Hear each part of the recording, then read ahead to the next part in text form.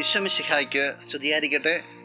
പ്രിയ സഹോദര സഹോദരി, നിനക്ക് നല്ല ഒരു ദിവസം നേരിയാണ്. ഈശോ നിൻ്റെ ജീവിതത്തിലേക്ക് കടന്നു വന്നിട്ട് നിൻ്റെ ജീവിതത്തെ സമർത്ഥമായിട്ട് അനുഗ്രഹിക്കട്ടെ. ഇന്ന് വിശുദ്ധ യോഹന്നാൻ ശ്ലീഹായുടെ തിരുനാളാണ്. നിനക്ക് തിരുനാളിൻ്റെ എല്ലാവിധ മംഗളങ്ങളും സ്നേഹപൂർവ്വം നേരിയാണ്. യോഹന്നാനെ കുറിച്ച് സുവിശേഷത്തിൽ പറയുന്ന പരാമർശം യേശു സ്നേഹിച്ചിരുന്ന ശിഷ്യനെന്നാണ്.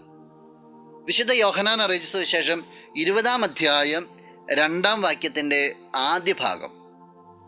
അവൾ ഉടനെ ഓടി ശിമിയോൻ പത്രോസിൻ്റെയും യേശു സ്നേഹിച്ചിരുന്ന മറ്റേ ശിഷ്യൻ്റെയും അടുത്തെത്തി പറഞ്ഞു.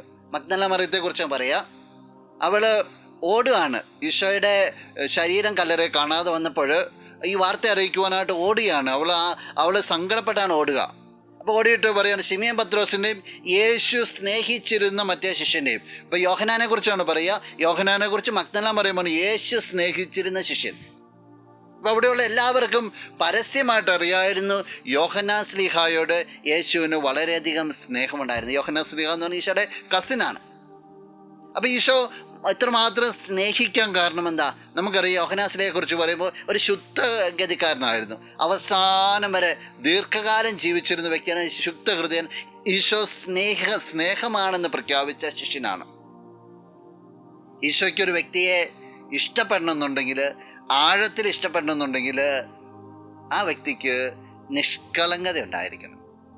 യേശുവിൻ്റെ ഹൃദയത്തിന് ഇണങ്ങിയ വ്യക്തിയായിരിക്കണം. അത് യോഹന്നാൻ ശ്ലീഹ മാത്രമല്ല, സഹോദര സഹോദരി, നിൻ്റെ ഹൃദയവും നിഷ്കളങ്കമാണെങ്കിൽ, ശുദ്ധമാണെങ്കിൽ ഈശോ നിന്നെയും ഇഷ്ടപ്പെടും.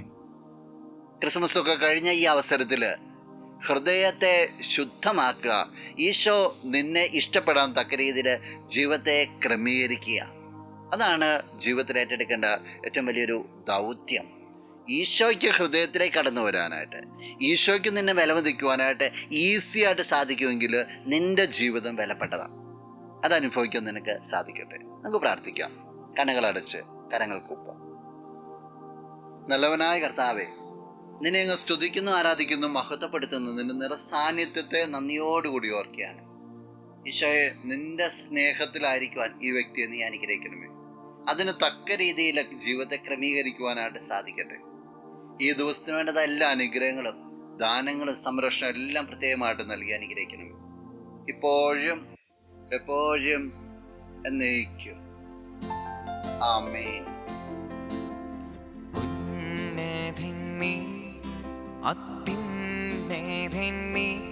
അങ്ങേ പോലൊരു